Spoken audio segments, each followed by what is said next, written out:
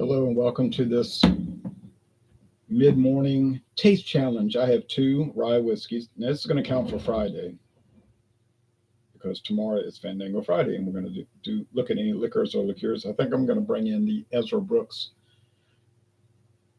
33 proof bourbon cream, which was introduced 2 years ago. But anyway, I have some of that left and it's a really, really good, yummy product. Here's a great product too, Knob Creek Rye, Kentucky, U.S., Kentucky Straight Rye Whiskey, small batch. Okay.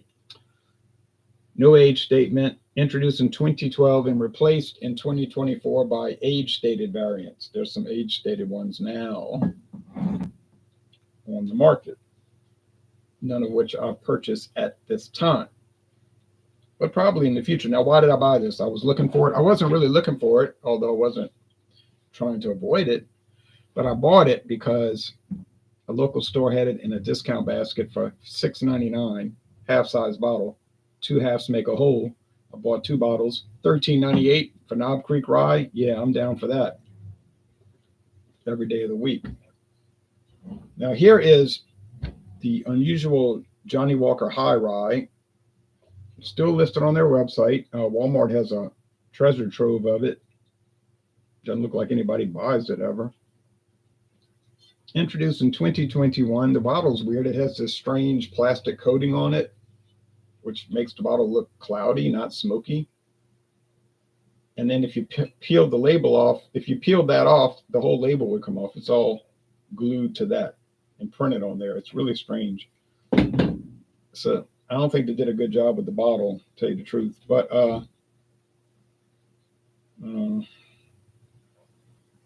Walmart's selling this for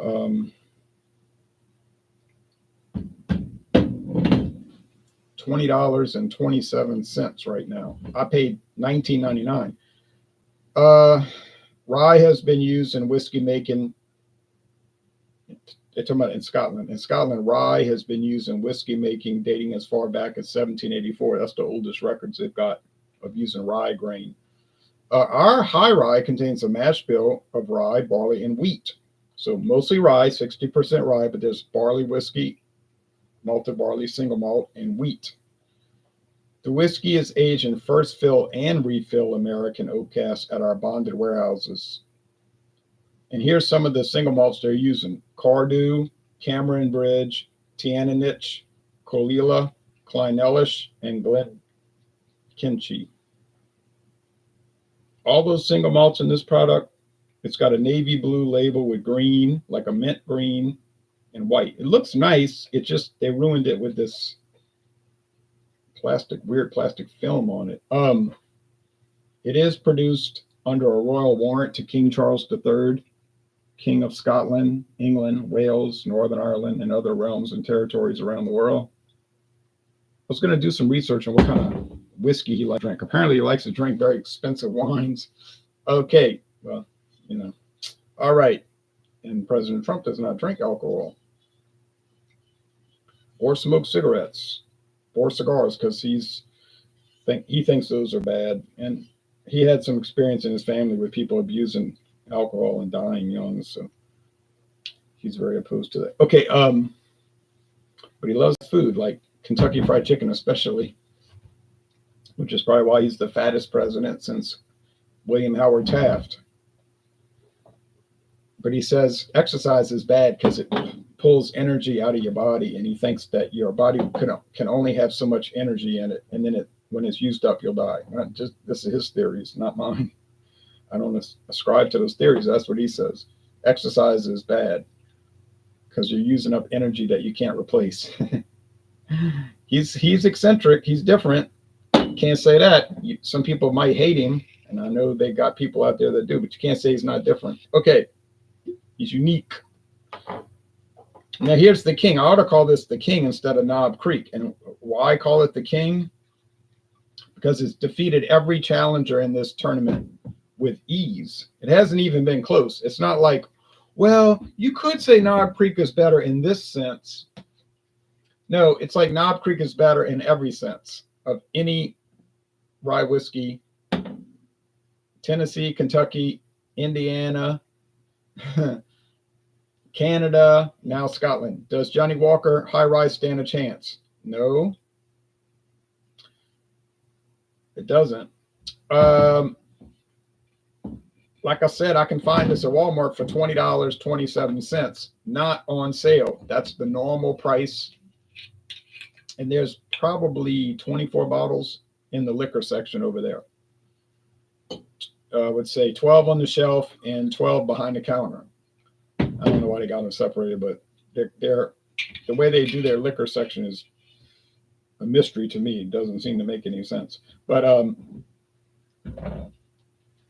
don't see any like pattern to it, except that they mostly have sections, you know, gin, rum, brandy, vodka, and so forth. But so there is the answer. Knob Creek, Total Wine and More has it right now today, but they got the 7-year age because, like I said, this one is gone. But you can still find it. I know where to find it. But $28.99 versus $20.99. So that is a factor. That's going to help Johnnie Walker. Off the top, it's $8 cheaper. So that's more than $8 cheaper. So that is a thing. But it's not going to win. Even though it's cheaper by nearly $9, it's still going to lose. And I know that because I'm just believe me, it's not going to win. Okay. Can't show you a website for Johnnie Walker. I mean, what am I saying? I can't show you a website for Knob Creek Rye because they discontinued. There's a new one.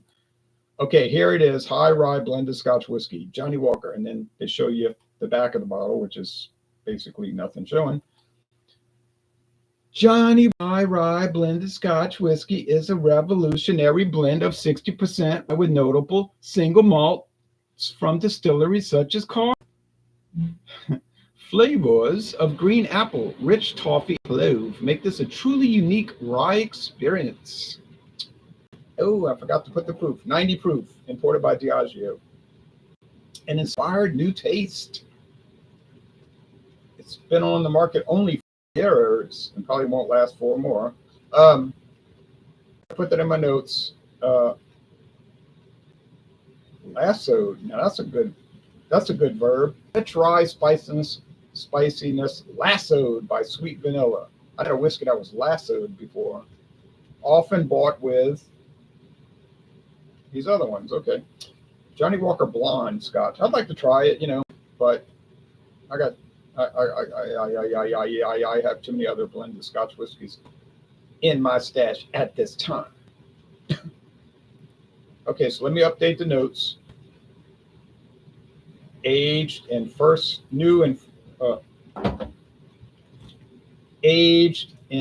both first fill and used American oak barrels.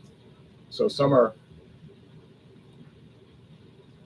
first fill. They fill in them for the first time, and the other ones are used. They're used. They had other whiskey in them, and they're reusing them. Why? Probably bringing a little leftover flavor from the old whiskey. Now let me check the date. But that's not important. I'm gonna, because we know it's only been out for. I want to see if they have an age statement that I didn't notice. Nah. If you get Johnnie Walker Red Label, that one's tricky because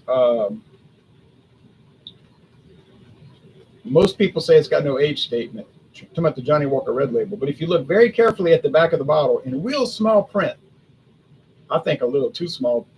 You're kind of like pushing the envelope on the law there. But it says this whiskey is aged at least 3 years. It does say it on Johnnie Walker Red Label. I got a bottle. I know it says it. So, but this one is at least 3 years, but we don't know how long. Probably some young whiskeys blended in with some older ones. Burley Sullivan says, "You." Hey, Burley, cheers back to you. Feel like we do. All right.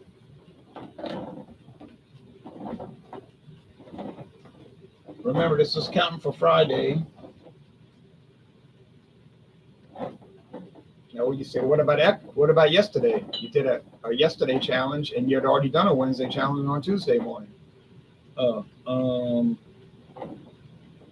then that counted for a future day when I don't get a chance to do it. Because there's a lot of days during the year, like 20. I guess that's not a lot. But you know where I can't get to, can't do a review, or a challenge. Probably more than 20. I just think it's 20. But so these makeup days, they're banked, in an infinity bank. Like there's no interest charge and there's no payout, except that I, don't go crazy with it. All right.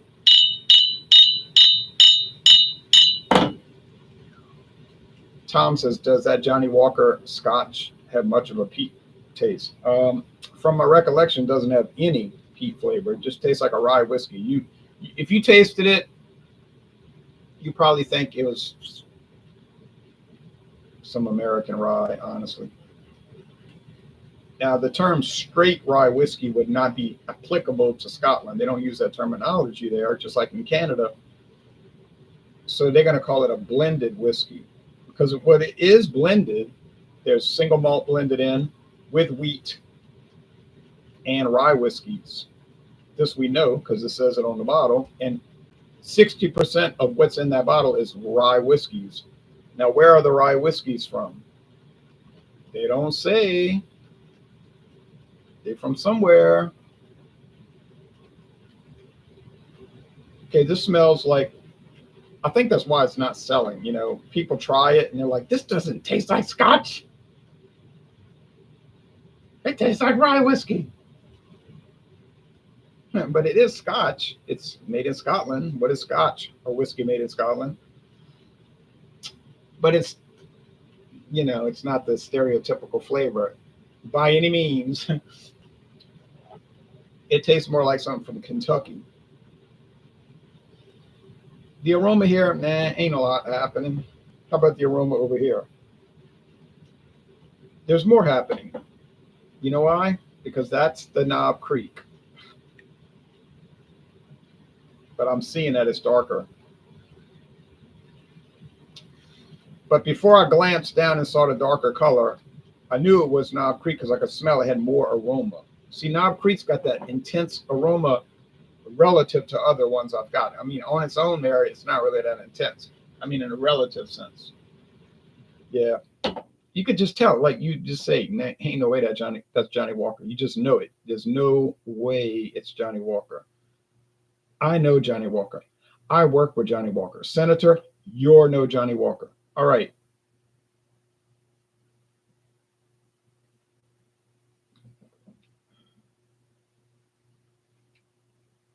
All right.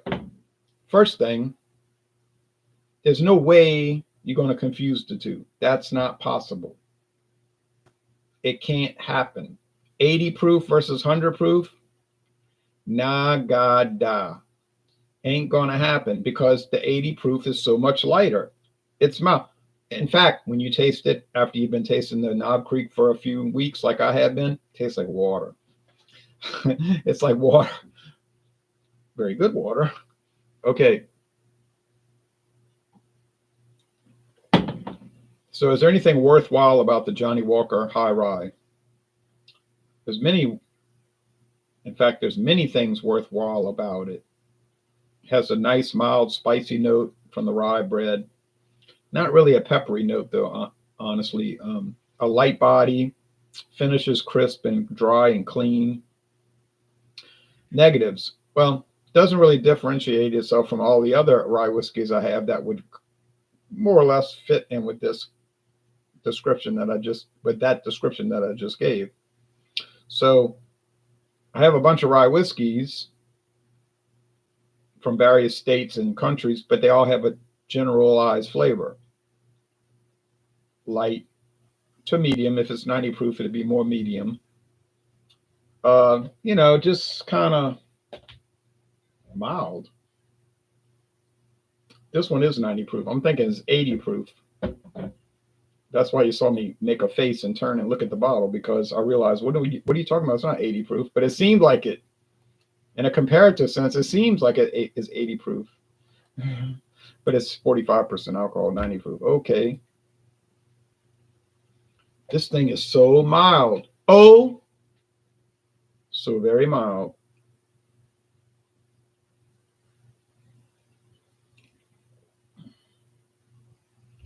Uh, I don't know why people say, oh, I don't like whiskey. It's so harsh. It's like, nah.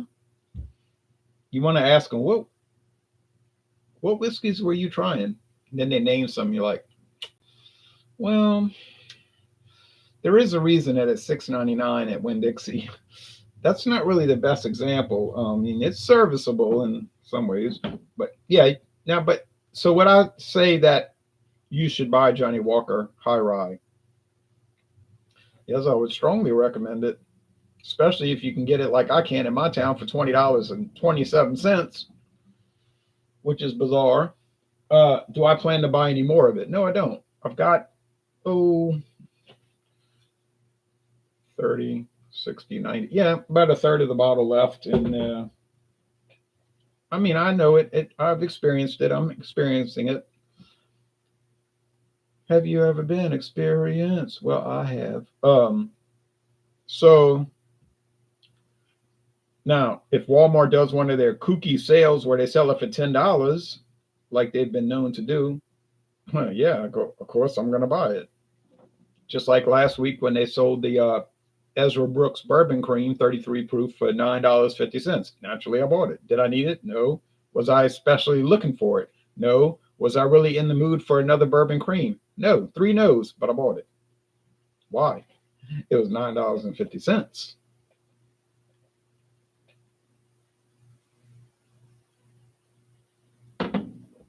It's more than half off. Oh,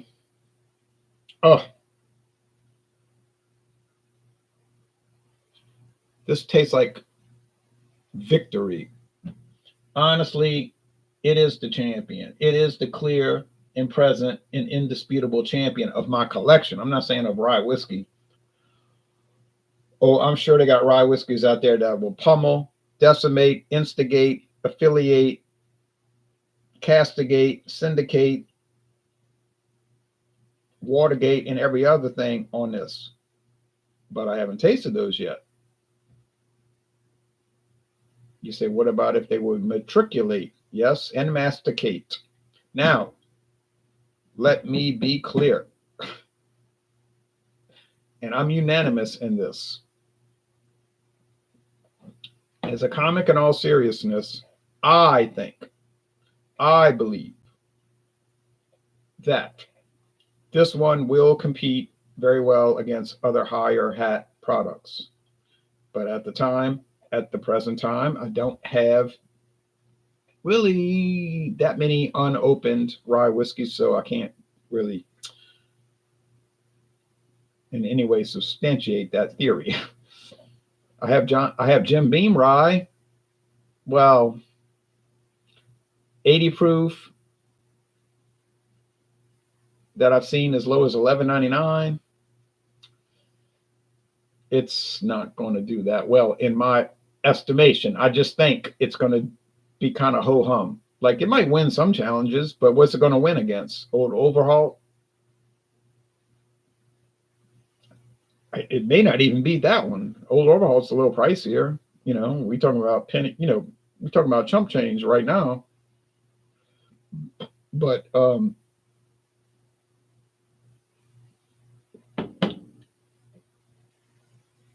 maybe I'm a chump, and if I am, I can appreciate that. Because like John Lennon said, I'll give you everything I've got for a little piece of mind. Because I'm so tired. I haven't slept a wink. And no, I mean, one scotch, please, says Herbie. Yeah, one bourbon, one scotch, and one beer, if I'm right. And out the door I went. But and it's a game. Been my boss. Okay, so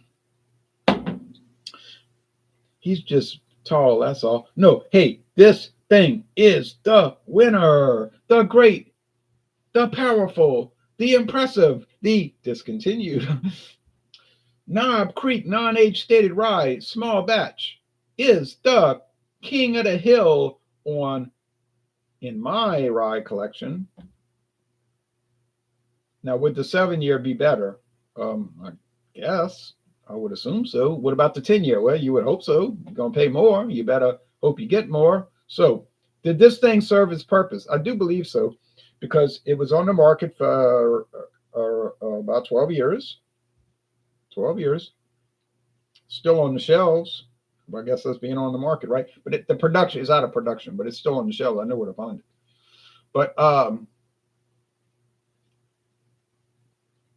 it brought people into the Knob Creek Rye whiskey experience like they had never made a rye before, and it kind of brought people in, and they tried it. They liked it. Obviously, they got feedback from their customers, and they expanded it to a 7 and 10 year. So I would think that those would be enhancements to the line. Um, so yes, 28.99, is that a fair price for a full size bottle? I think so. I'm glad I paid 13.98 for mine. But would that lead me to want to buy more Knob Creek rye whiskey variants? It definitely would lead me to do that, considering it's really not that expensive. And secondly, it's the best rye whiskey I ever tried. So yeah.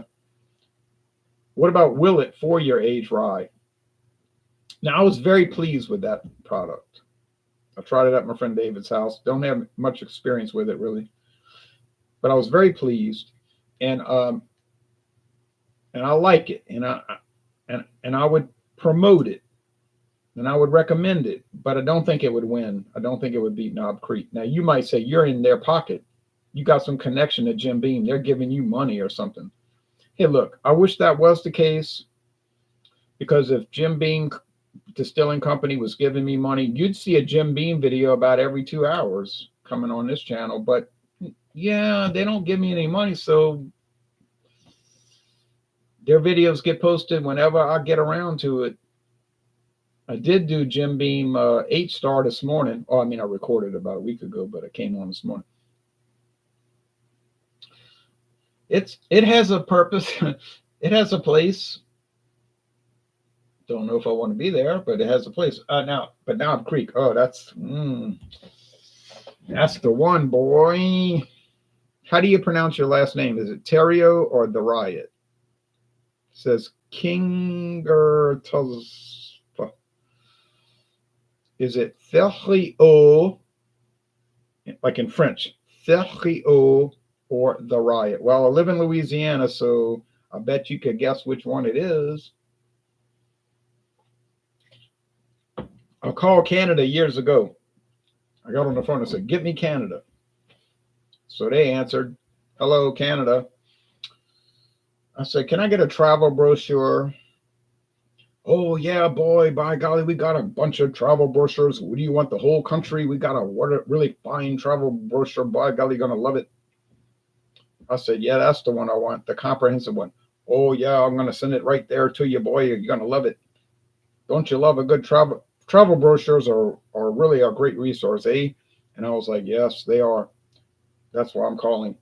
And he says, "Okay, boy, let me tell you, I got to get your address and your so I can mail this brochure right out to you right now, boy. Let me tell you." So I said, "Well, here's my name." I said, and I spelled it out to him, and I said,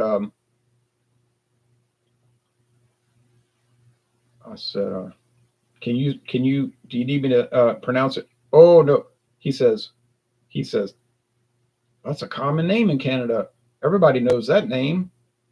Of course, everybody in Canada watched Disco Fever with Danny Terrio. So he says, "Oh no, it's very common. I can spell it out right there, yeah, right there on this form here." And so they sent me the brochure. It took about 8 to 10 days. Thick, had more. I couldn't read all of it, but it was very helpful, because we went to Ontario.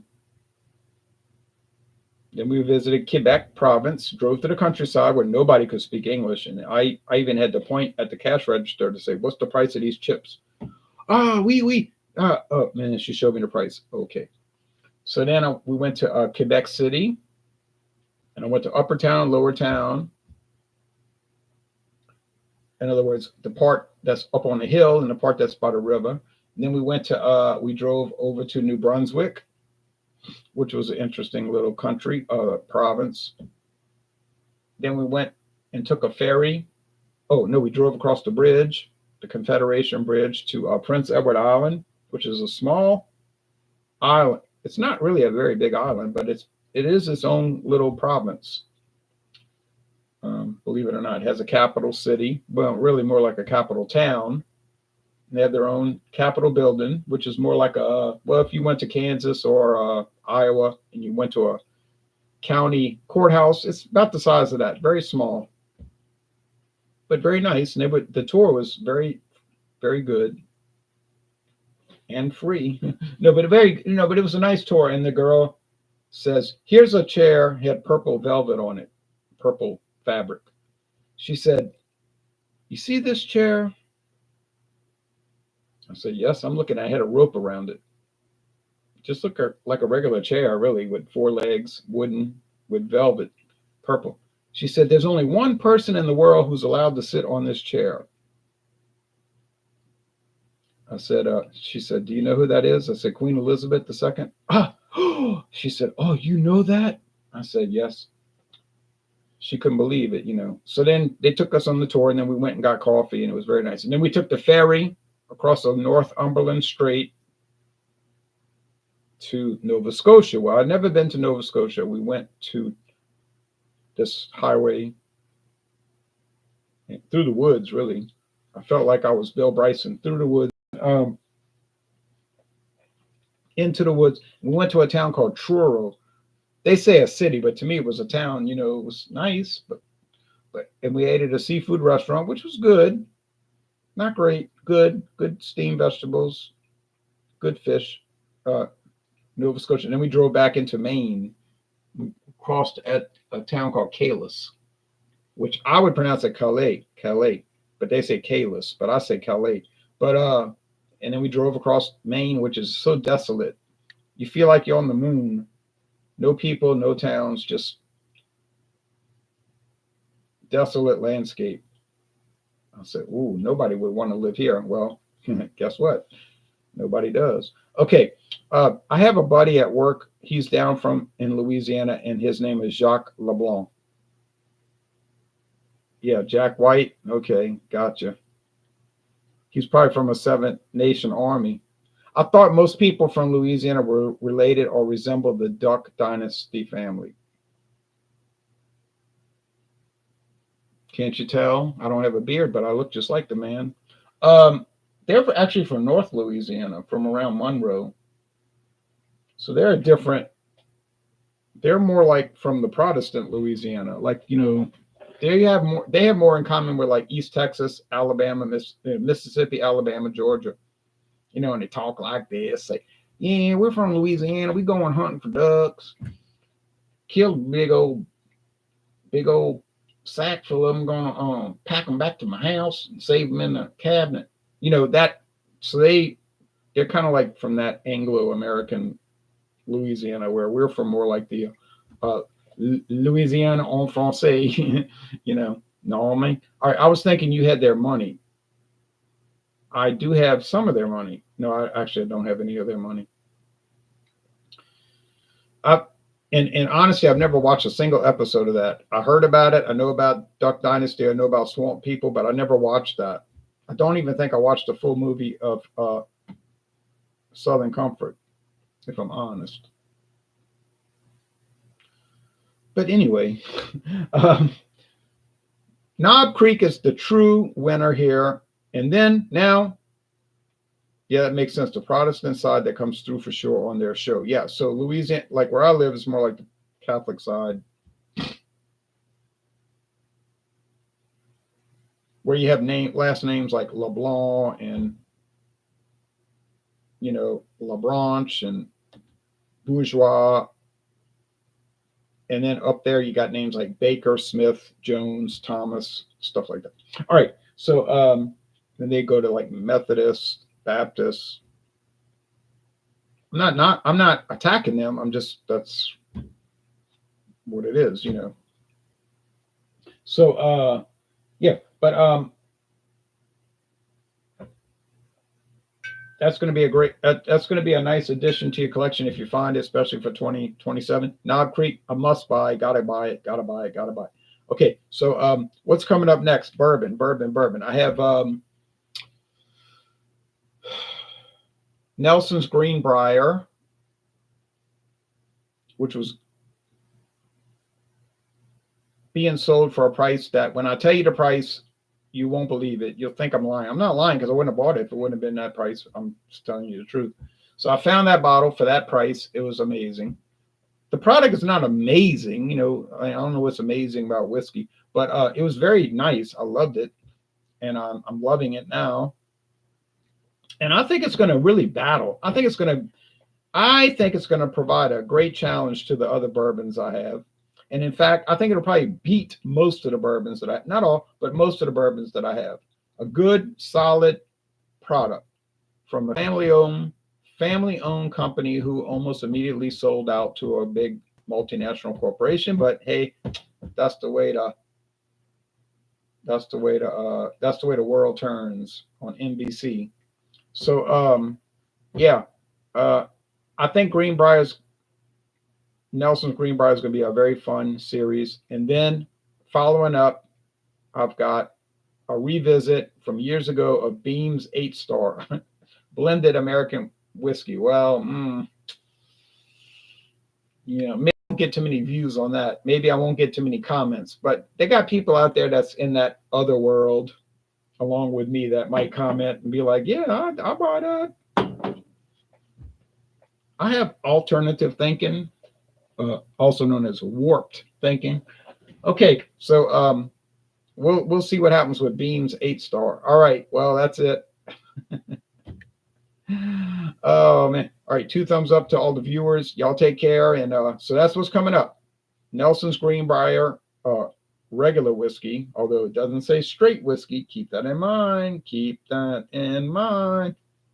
And then Beam's 8-Star, which most stores don't even sell it because they got self-respect. I mean, they don't sell it because they don't stock it, and what they call that. And then we're going to go back to bourbon. And what is the next bourbon coming up? Oh, I think it's going to be fascinating to you, and you can't find it, but I can find it. You can't get it, but I know where to get it. For less than $11. Let me tell you this. Kentucky straight bourbon whiskey for less than $11. Don't be too jealous about that.